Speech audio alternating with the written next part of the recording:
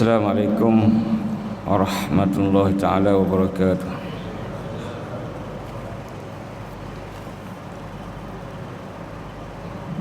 Alhamdulillahilladzi hadana li hadza wa ma kunna linahtadiya laula an hadana Allah.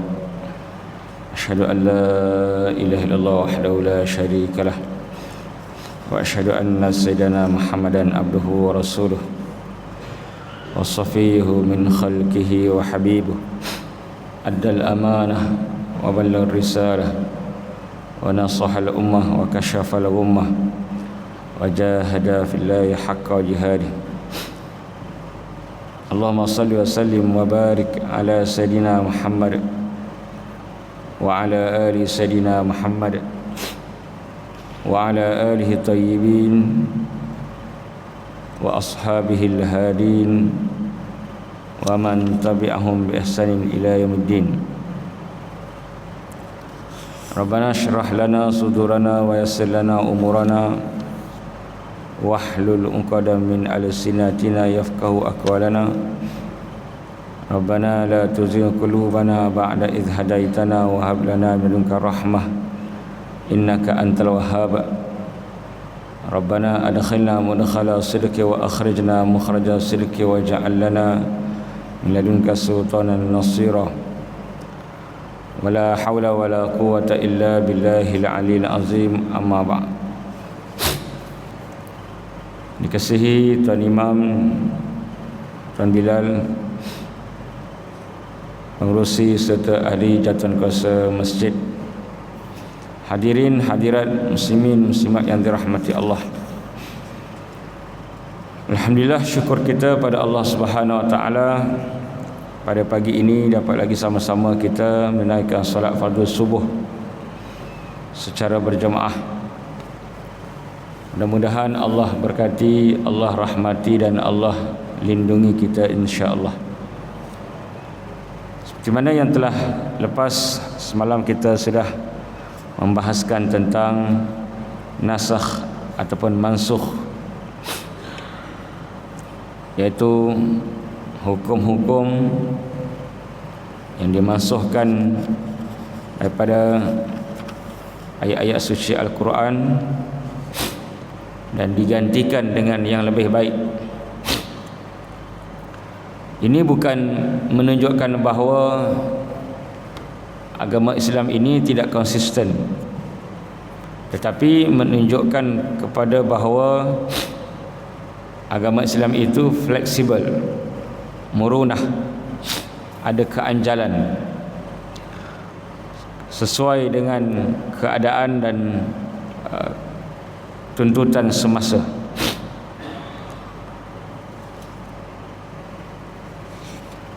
Secara umumnya para ulama hampir bersepakat diharuskan dan dibenarkan pemansuhan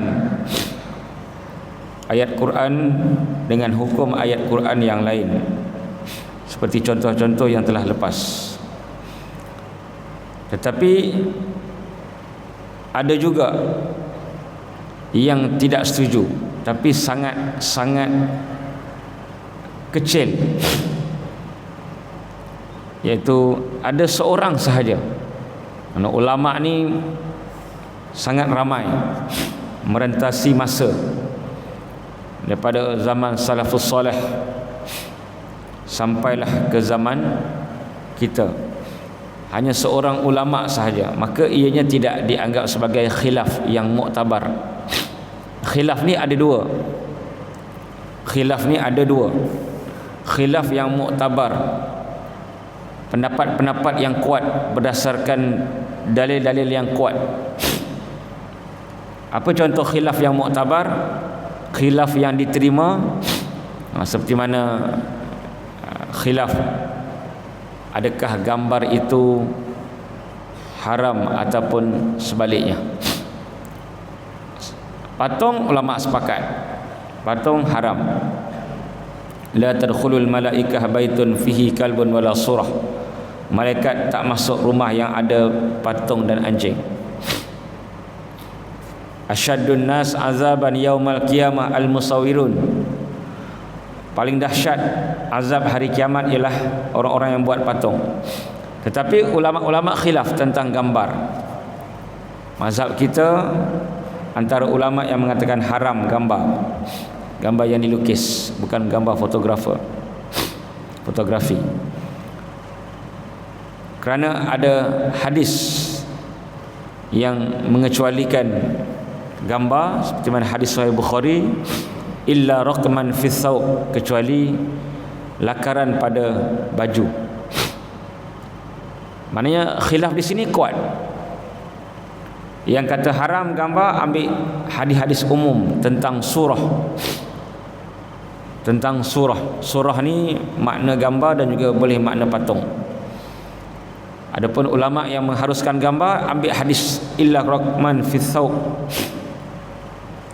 Jadi itu khilaf yang kuat, khilaf yang muktabar.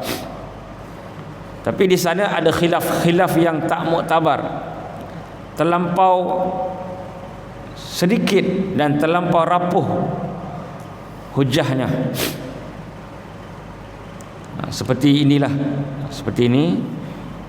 Mana ada ulama yang kata tidak berlakunya mansukh. Antara dalilnya adalah dalam Quran sebut la ya'tihil batil min baini yadayhi wala min khalfih. Tidak akan ada kesalahan apa yang Allah turunkan. Bila sebut tak ada kesalahan, ulama iaitu Abu Muslim yang mengatakan tidak boleh berlaku mansukh, seolah-olah menyatakan bahawa bila hukum itu mansukh, hukum itu salah. Itu tidak tepat. Hukum mansukh bukan salah, hukum itu betul untuk zaman tersebut, untuk waktu itu. Tapi bila dah berlalu masa, hukum itu ditukar mengikut yang lebih sesuai. Dan dalil pun jelas bahawa Allah Ta'ala telah menyatakan bahawa ma nansakh min ayatin aw nunsiha na'ti bi khairin minha. Jelas ayat ini menunjukkan bahawa berlakunya mansukh, kerana Allah sebut apa yang kami nasahkan, apa yang kami tukar satu hukum kepada satu hukum, pasti kami akan bagi yang lebih baik atau yang sama baik dengannya. Kemudian perbahasan yang kedua tentang ayat-ayat ini, tentang mansukh, ialah pembahagian ayat-ayat yang dimansukhkan. Ada 3 jenis, ada 3 bahagian. Yang pertama, pemansuhan ayat dan juga hukum sekaligus. Ayat pun mansuh, hukum pun mansuh. Maksudnya tidak ada dalam Al-Quran yang kita baca, hukum pun tak diguna pakai. Itu maksud dia. Maksudnya ayat mansuh tak ada dalam Quran, hukum mansuh, hukum tak dipakai. Apa contohnya? Tak banyak. Contohnya kata Aisyah dalam riwayat hadis Imam Hakim dalam kitabnya Al-Mustadrak, Ashrul radha'at ma'lumat yuharrimna. Ayat yang sudah tidak ada dalam Quran dan juga hukum pun tidak dipakai ialah, Aisyah kata, kana fima nazala minal Quran, di antara ayat Quran ialah 10 kali susuan yang tertentu mengharamkan seorang bayi untuk berkahwin dengan ibu dan serta keluarganya. Jadi ini tentang hukum susuan, di mana Islam membenarkan susuan itu untuk menyebabkan pengharaman. Bila seorang bayi, syaratnya tidak sampai 2 tahun, tidak sampai umur 2 tahun. Dalam hukum yang dipakai pada zaman sekarang, pada ketika ini, ialah 5 susuan, 5 kali susuan. Tapi ayat ini sebut 10 susuan. Mana hukumnya dah tak ada. Ayat Quran pun tak ada. Mana dulu mula-mula ada ayat ini yang menunjukkan susuan itu dapat mengharamkan perkahwinan bila disusu sebanyak 10 kali. Tapi ia sudah dimansuhkan, sudah tiada hukum tersebut. Jadi susuan ni bukanlah seperti mana anak kandung betul. Kalau anak kandung dia akan mewarisi, anak susu tidak mewarisi, cuma hanya hukumnya adalah tidak boleh kahwin. Bila seorang perempuan menyusu anak yang bukan anaknya 5 kali ataupun lebih, 5 kali kenyang, macam mana nak tahu kenyang? Tanya, dah kenyang? Tak ada jawapan lah kan. Maksudnya kata ulama, bila dia susu dia dah tak nak, kira kenyang. 1 kali sampailah 5 kali. Syaratnya sebelum cukup umur 2 tahun hijrah. Sebab tu kita kena tahu banyak benda adalah berkait dengan hijrah. 2 tahun susuan, hijrah. Anak susu sebelum 2 tahun, hijrah. 7 tahun mumayyiz, boleh sembahyang, boleh jadi imam, boleh haji, boleh umrah, boleh ibadah. 7 tahun hijrah. Baligh kan pun hijrah. Tapi ramai lagi yang zaman sekarang ni tak tahu. Ramai kan. Rata-rata saya tanya, siapa yang tahu tahun hijrah lahirnya? Tak tahu. Kat sini pun saya rasa ramai tak tahu. Siapa yang tahu? Boleh tahu tak siapa yang tahu tarikh lahir hijrahnya? Angkat tangan.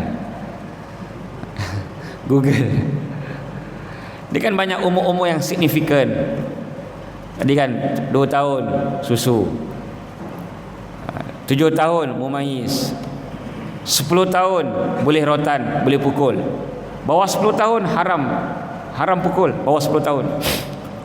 Sebab Nabi kata pukullah umur 10 tahun. Wadribuhum wa hum abna'u asyar. Pukul anakmu ketika umur 10 tahun. Bukan pukul saja-saja, berdosa. Tak sembahyang, tak mau puasa, pukul. Bawah tu tak boleh. 10 tahun hijrah. Zakat pun haul, setahun hijrah. 15 tahun baligh pun tahun hijrah. Mana kalau dia tak keluar haid, tak keluar mani, dah cukup 15 tahun hijrah, baligh. Mazhab Hanafi 18 tahun.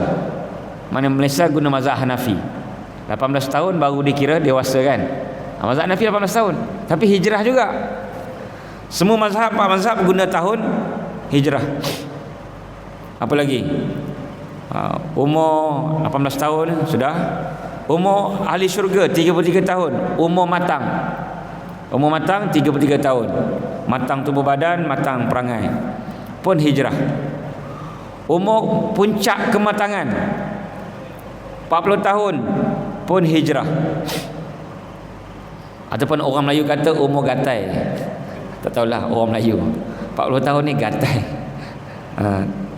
Tanya orang muslimat lah, betul tak betul 40 tahun lelaki ni gatai biasanya. Kan, mula nak kahwin lain lah, apalah kan. Umur 60 tahun. Umur apa 60 tahun? Siapa tahu? Umur mati. Bukan. Mati bila masa mati. Nabi sebut 60 hingga 70. Ni umur 60 tahun, umur penamat bagi keuzuran. Maksudnya Allah bagi peluang, kemaafan sampai 60 tahun. Bukan 40 tahun. Hadis Sahih Bukhari sebut 60 tahun. A'zarallahu ila mri'in. Allah beri keuzuran pada seseorang, mana mudah Allah maafkan. Bagi peluang untuk taubat, untuk kembali, untuk kenal Islam. Last 60 tahun. Hatta balagha sittina sanah. Ni kebanyakan di sini umur 60 tahun ke atas kan. Mana dah tak ada excuse lagi lah kan. Kalau lalai, leka, tak reti pergi masjid, memang orang pihak kata teruk benar kan. Koma ni masjid pun tak mau pergi, teruk benar kan. Yop teman dah khabar kan, tak tak mau dengar kan. Dan 60 tahun ini umur penamat, dah tak ada peluang dah, bukan 40 60. Sebab tu kalau kita ada apa-apa projek pun sebelum umur 60, projek dunia lah maksudnya, umur 60 je tak ada projek kecuali projek akhiratnya kan. Cukup mana yang ada lah, yang penting boleh hidup, okey. Tak payah kita nak beli rumah itu, rumah ini, kerja yang teruk, kecuali memang kerja teruk tu untuk survive, tak apa. Kalau kerja teruk untuk kemewahan, untuk hanya keseronokan, tak payah. Biarlah kerja teruk kita ibadah, sebab Allah nak kesan ibadah kita. Kesan ibadah kita apa? Nabi kesan ibadah sampai bengkak kaki, hatta tawarramat qadamah, bengkak kaki. Kita bengkak juga kaki, tapi sebab lain, bukan sebab ibadah. Sebab apa? Tak tahulah, banyak berjalan ke apa ke, gaut. Bengkak juga macam Nabi, tapi gaut kan. Nabi bengkak sebab ibadah. Kesan ibadah Nabi pecah kaki, hatta infatarat qadamah. Ada dua riwayat, satu sebut bengkak, satu sebut pecah. Semuanya sebab banyak tahajud, banyak sembahyang sunat. Selalu sembahyang sunat, siang, malam, pagi, petang sembahyang sunat. Dia ada seorang ulama, sebab Allah sebutkan, nahnu wa naktubu ma qaddamu wa atharahum, kami catat ma qaddamu, apa yang kamu amalkan, wa atharahum, kami catat juga kesan ibadah, kesan ketaatan. Allah nak kita ibadah sungguh sampai ada kesan.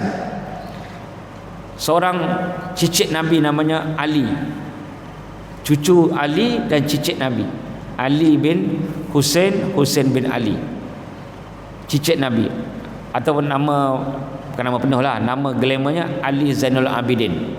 Zainul Abidin adalah perhiasan hamba-hamba, perhiasan orang-orang yang beribadah, gelaran dia. Dia masa meninggal ada dua kesan, mana kita kena ada sasaran. 60 tak ada excuse dah, kena pulun, ibadah, sedekah, semua pulun, kena ada kesan. Dia ada dua kesan. Yang pertama, kesan matanya. Ali ada kesan mata, bukan tak cukup tidur. Saya pun tak cukup tidur ni. Semalam program dengan para pendakwah dan juga artis-artis kan, kedua baru selesai. Tak cukup tidur. Jadi Ali ni kesan kerana kuat menangis. Dia ibadah aja, sembahyang menangis. Saya dah sebutkan, menangis ni kemuncak ibadah. Air mata kemuncak ibadah, seperti mana air mani kemuncak keseronokan dunia kan. Kalau tak keluar air mani itu, kita akan jumpa pakar perubatan, jumpa Tok Bomo kan, cari ubat-ubat. Tapi air mata lama tak keluar, kita langsung tak tahu, tak kisah. Cuba fikir, agak-agak bila last kita sembahyang menangis, berzikir menangis, baca Quran menangis. Itulah kemuncak dia. Mana kalau kita tak sampai kemuncak, macam orang hiking. Kau hiking berapa kali dah? 10 kali, semua tak sampai kemuncak. Okey tak? Okey. Memancing tak sampai kemuncak, tak jumpa ikan-ikan besar, ikan bilis je kan, tak sampai ke puncak. Jadi kita ni kena ada sasaran. 60 tak ada excuse. Ibadah tak menangis bahaya, semua tak ada excuse kan, mesti dah sampai ke puncak. 60 ialah dah sampai ke puncak. Jadi dia selalu menangis, selalu sampai ke puncak ibadah, menangis sampai ada laluan di matanya, kuat menangis. Siapa dia? Ali Zainul Abidin. Yang kedua, kesannya adalah belakang. Ali Zainul Abidin kesannya belakang. Apa dia buat? Bukanlah dia tunggu belakang. Dia kuat bersedekah. Apa dia buat? 12 malam ke atas dia akan bawa barang-barang keperluan, gandum ke gula, tak tahulah dulu apa keperluan kan. Kalau sekarang beras, gula, minyak, angkat sendiri. Sedangkan dia orang kaya. Dia orang kaya, cicit Nabi ni. Dia ada PA, dia ada khadam, dia ada hamba, tapi dia tak guna sebab dia nakkan keikhlasan yang sebenar. Tengah malam je dia bergerak pergi rumah ke rumah, rumah ke rumah, rumah orang susah. Depan pintu rumah susah, bila buka pintu pagi ada. Sampai beliau meninggal berhenti. Jadi orang tahulah, orang meninggal baru dia diketahui dia yang sedekah. Zaman sekarang kita buat ibadah sesaat orang tahu, kan? Mudah, kan? Buat live lagi, live sedekah, live ibadah, live tahajud, semua live. Semua ibadah di live kan, maka tak ada live lah di sana, tak hiduplah ibadah di sana. Jadi ini ulama sangat hebat, kuat menangis, mudah menangis, dan juga cukup kuat untuk sembunyikan amalan. Mereka menyembunyikan amal soleh seperti mana orang jahat menyembunyikan amal toleh. Toleh ni jahat lah. Orang jahat dia nak sembunyikan amal jahat dia supaya polis tak tahu. Tapi orang soleh menyembunyikan amal solehnya supaya orang tak tahu, kerana ini untuk Allah. Jadi ini kesan-kesan ibadah yang perlu ada pada diri kita. Kita kena fikir. Kebanyakan kita umur 60, tapi yang tak cukup 60 tu jangan senang. Maksudnya kena sasar sampai je 60, menangis ni mudah. Apa amalan mudah bagi dia? Tahajud pukul 3 mudah, tahajud pukul 2 mudah. Jadi sesiapa yang belum sampai tahap tu, dia kena risaulah. Mana yang ada kekangan nafsu, kekangan dosa, kekangan iblis syaitan yang mengekang dia untuk sampai ke muncak kepada ibadah tersebut. Jadi mudah-mudahan ada manfaatnya. Kita sambung lagi pembahagian yang kedua, yang ketiga, tentang mansuh. Kita dah baca satu pembahagian, iaitu mansuh bacaan dan mansuh hukum sekaligus. Yang kedua, yang ketiga, yang kedua mansuh bacaan sahaja, yang ketiga mansuh hukum sahaja. Nanti kita akan terangkan insya-Allah. Bismillahirrahmanirrahim. Alhamdulillah wassalatu wassalamu ala alihi washabbihi ajmain. Allahumma inna nas'aluka al-huda wa tuqa wal afafa minna. Allahumma anfa'na bima 'allamtana wa 'allimna bima yanfa'una wa zidna ilman warzuqna fahma. Allahumma harusna bi annika allati la tanam wa akrafna fil ladzi la yuram warhamna bi qudratika 'alaina fala tuhrimna wa tarja'una wa ila anta subhanaka inna kunna minadh dhalimin. Rabbana atina fid dunya hasanah wa fil akhirati hasanah wa qina adzabannar. Sallallahu alaihi wasallam Muhammad walhamdulillahi rabbil alamin. Assalamualaikum warahmatullahi